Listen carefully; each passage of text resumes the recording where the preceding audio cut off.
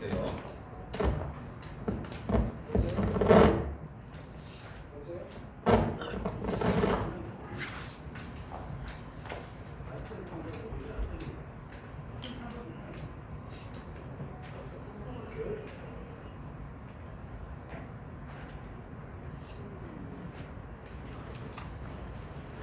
준비됐어?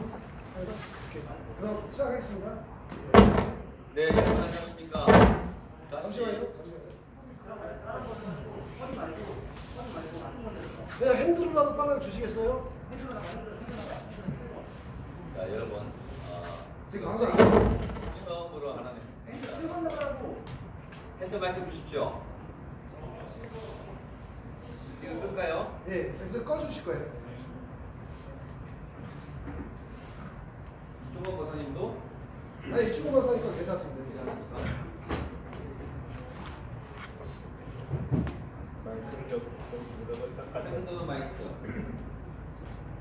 핸드 마이크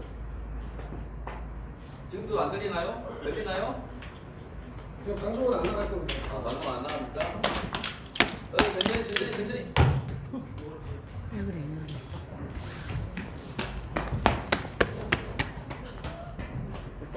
자, 준비되면 저에게 사인 주십시오. 예, 시작해주십시오. 자, 여러분 안녕하십니까? 다시 잠깐만요. 화면. 현진아, 화면. 오케이. 자, 여러분 오늘 저희가 이 행사를 하는데 교회에서 행사를 하고 있습니다. 많은 유튜브들을 모시고 이 행사를 하는데 사실 기독교 자유통일당이 12시간 라이브로 방송하는 것도 처음이거니와 여러분들에게 오늘 자유통일당을 지지하고 또 우리의 가치를 널리 알려달라고 이런 홍보하는 자리를 마련했습니다. 여러 가지 방송에 매끄럽지 못한 점은 여러분 널리 양해를 해 주십시오. 자, 이번에는 아주 특별한 분을 모셨습니다. 여러분께서 너무나 잘 알고 계시는 국제관계학 또 전쟁학 등등의 명성을 걸치고 계시는 분이죠. 이충근 박사님을 모셨습니다. 안녕하십니까? 네, 안녕하십니까? 예. 자, 이 박사님 그동안 유튜브를 통해서 많은 우파 국민들에게 지금 대한민국의 국제관계상으로 굉장히 위험하다 하는 네. 말씀들을 네. 많이 해주셨습니다. 오늘 특히 저희 이 행사를 하는 것은 네. 한 명의 크리스찬이 이곳에 있는 5분들에게 설득을 해서 기독자유통일당을 지지해달라 그렇게 저희가 홍보하고 선전하기 위해서 자리를 마련했습니다. 네. 지금은 워낙 위중한 시간이고 많은 크리스찬들이 지금 예배를 보지 못하고 예배가 탄압받고 있는 이 상황에서 기독교인이나마 제대로 일어나서 대한민국을 지키게 하자 하는 그런 행사를 마련했고요. 자, 그러면 앞으로 이 행사에 여러분께서 애국 선교사 역할을 좀 해주셔서 유튜브에게 여러분들 많이 전달도 하시고 또 댓글도 달아주시고 사연도 달아주시면 고맙겠습니다. 자, 그러면 건국의 이념을 잃어버린 대한민국 이런 주제로 이충근 박사님과 함께 말씀을 나누도록 하겠습니다. 자, 박사님. 네. 자, 이번 선거 여론조사나 이런 분위기를 보니까 굉장히 불리해요, 지금 우파가. 예. 네. 예. 어제 그제까지 나온 뉴스를 보더라도 민주당이 130석 플러스 10석, 20석 더 가져간다는 말도 있고 이제 우파들 특히 미래통합당이 110석 정도 이렇게 예측하는 기관들이 많은데 최근에 우한 폐렴을 아주 국가적인 재난 상황인데 이거를 문재인 정권이 아주 잘 극복하고 있다고 이렇게 역선전을 해서 또 장악된 언론을 통해서 그렇게 자랑 홍보를 해서 네. 지지율이 올라가고 있는 그런 상황 같습니다. 게다가 지금 전 국민들에게 세대당 100만 원씩 현금을 뿌린다고 하니까 이거 돈 주고 표를 사는 것이 아닌가, 매표 행위를 하는 것이 아닌가 하는 우려도 많습니다. 어쨌든 자, 이런 상황에서 우리 우파가 만약에 이번 선거에 과반을 달성하지 못하고 패한다면 끔찍한 일이 되겠습니다만은 우리 체제 어떻게 변하게 될지 전문가로서 한 말씀 해주시기 바랍니다. 네. 지금 우리 이 타이틀을 보니까 건국 정신을 잃어버린 대한민국이라고 돼 있는데 대한민국의 건국 정신은 자유주의, 민주주의입니다. 그리고 대한민국을 건국하신 이승만 박사는 그 자유주의, 민주주의가 기독교에서 가능하다고 생각을 했습니다. 그것은 이 개인 생각이 아니라 세계의 역사가 증명하는 것입니다. 미국이라는 나라가 기독교 정신에 의해서 건국된 나라고 그 나라가 자유민주주의를 가장 잘 행하는 나라라는 사실을 직접 이제 몸소 체험을 하고 배우신 그 경륜을 가지고 나라를 건설을 한 것이죠. 그래서 대한민국이 자유주의, 민주주의 그리고 더 하나 그 자유주의와 민주주의를 기본으로 그러니까 바탕으로 밀어드릴 수 있는 그 사상이 사실은 기독교 사상입니다. 그래서 우리 이승만 대통령의 건국 정신에 기독교 이국론이 이제 들어가 있는데 그런 것들이 이제 오늘 와서 많이 망가지고 있습니다. 그와 정반대인 나라가 중국과 지금 북한 이 세계 두 나라가 남아 있는데 지금 현 정부가 그 자유민주주의를 자꾸 포기를 하고 사회주의, 더 나쁘게 말하면 공산주의 쪽으로 지향하는 그런 정책을 자꾸 만들어가고 있습니다. 그 정책이 이 세상에서 실패한 정책입니다. 실패한 정책이고 그리고 보면은 공산주의들이 다 망했다는 것이 우리가 역사에서 다 나오지 않았습니까? 그런데 그쪽으로 자꾸 치우치는 그런 정책을 하고 있는데 이번 그 국회의원 선거에서 그런 생각을 가진 사람들이 다수를 차지하게 되면은 이 나라의 체제가 바뀔 가능성이 있습니다. 이미 그 여당의 원내 총무 이런 사람들이 이번 선거에서 승리를 하게 되면은 그 법을 아예 그 사회주의 지향 쪽으로 가는 그런 법을 그 나라 체제를 바꾸겠다고 이미 그 공언을 하고 있는 상황이죠. 우리가 이번 선거에서 이런 세력이 다수로 이제 정권을 다시 장악하는 것을 막지 않으면은 이 사회 체제가 좌파로 기울게 되고 사회주의로 기울게 되고 그렇게 되면은 이 우리나라 국민의 그 자유는 물론이거니와 경제 생활도 많이 피폐될 것이라고 생각을 합니다. 사회주의 국가들 중에서 잘 사는 나라 여러분 혹시 보셨습니까?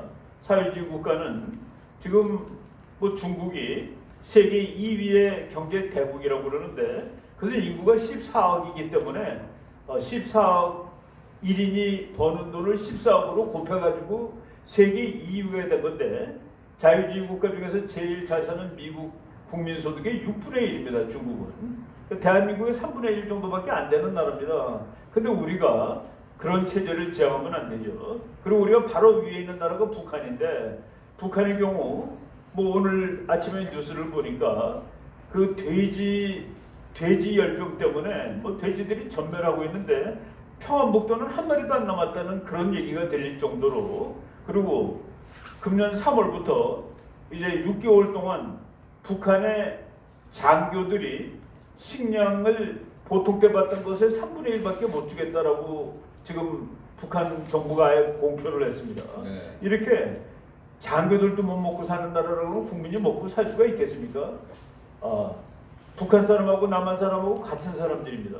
똑같은 사람들인데 왜 대한민국은 잘 사는 나라가 되었고 북한은 왜 저렇게 가난한 나라가 되었는가? 사람이 달라서가 아니라 택한 제도가 달라서 그렇습니다. 네. 그런데 지금 대한민국이 이 세계 10위권까지 올라온 이 나라가 그 북한이 택한 그 사회주의 제도, 공산주의 제도에 근접한 그런 체제를 만들겠다는 이런 세력이 있다는 것은 참으로 놀라운 일인데 우리가 이번 민주주의 국가는 국민들이 원하는 바를 선거를 통해서 결정을 합니다.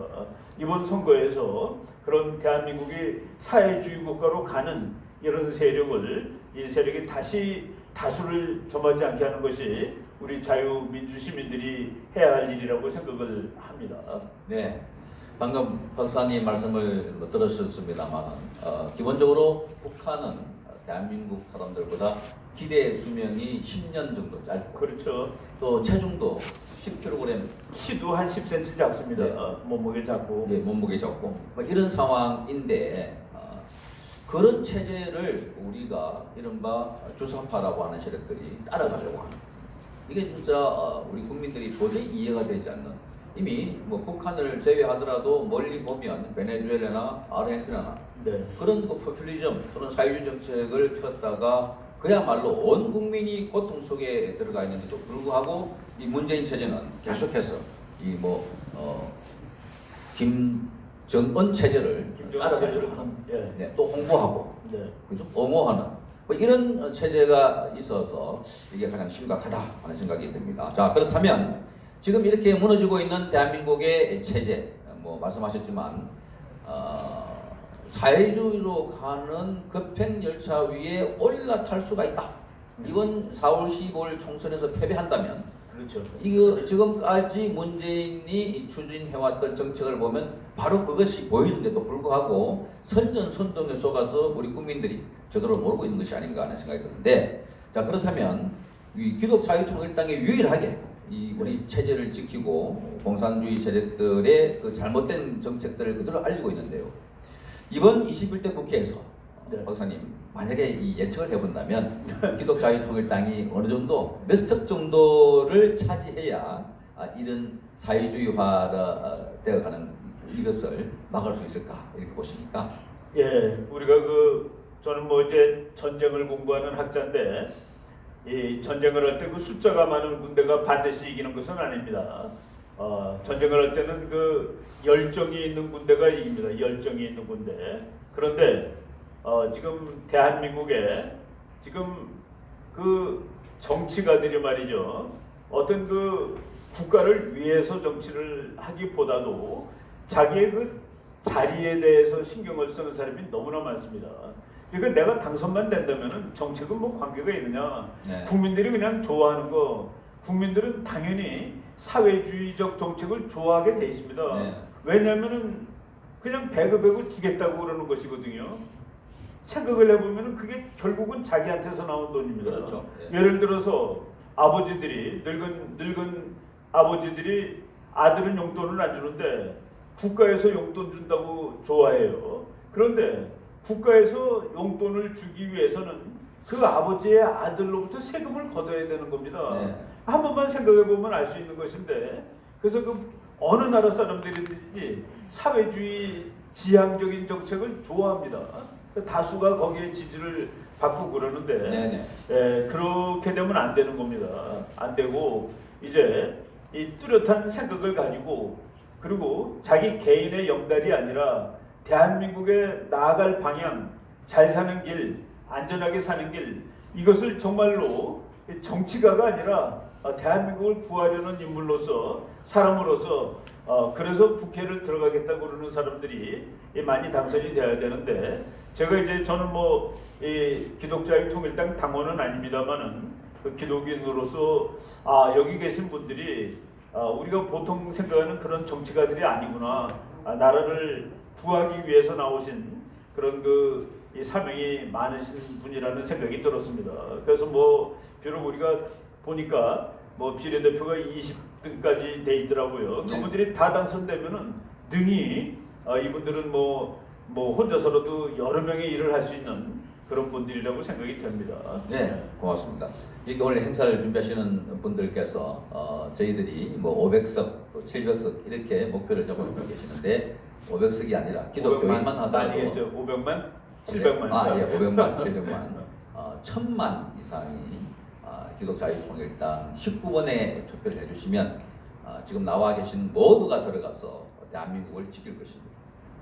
대한민국은 정말 위기입니다. 아무리 강조해도 위기입니다. 조금 전에 이중권 박사님께서 말씀하셨지만 이 정부가 무상 포퓰리즘 정책을 써서 마구마구 돈을 나눠준다고 합니다.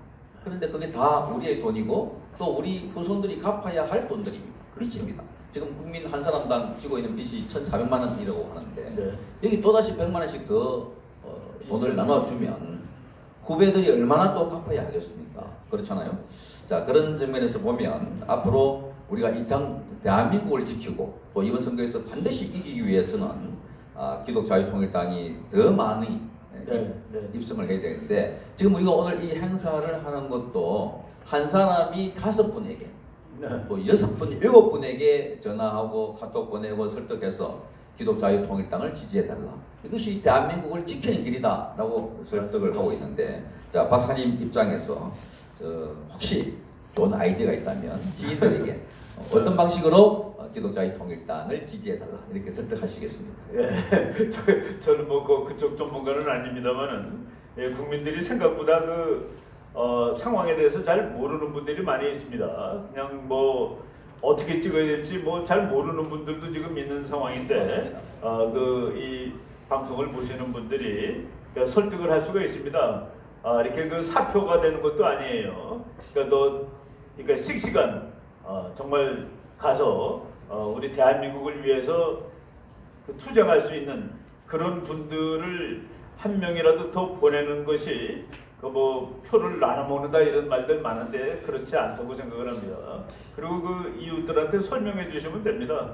대한민국이 정치 경제적으로는 물론이거니와 이 도덕적으로도 올바른 사회가 돼야 된다고 봅니다. 그런데 지금 뭐 그냥 방만하고 인간이 뭐 동물처럼 아무런 자유를 느끼고 살아야 된다는 그런 혼탁한 정신들이 많이 이제 이 사회에 뭐 범람하고 있는데 네. 이런 것을 막아줄 사람들이 그래도 기독교 자유통일당에서 나온 사람들 아니겠느냐 하고서 여러분들이 쉽게 설득할 수 있으리라고 생각을 합니다. 네, 고맙습니다. 자, 여러분께서 잘 아시다시피 이 기독자유통일당은 지난해 10월 혁명이 일어난 10월 3일, 9일, 25일 그 세력들이 모인 이 집단입니다. 거기서 만드는 정당입니다. 정가원 목사님과 김문수 당시 지사님이 주축이 돼서 함께 모였던 이 정당입니다. 자, 이 정당이 이제 후보를 내서 제도권 정당 안에 들어가서 싸우기를 원합니다. 광화문 광장에서 아무리 싸워봐도 지금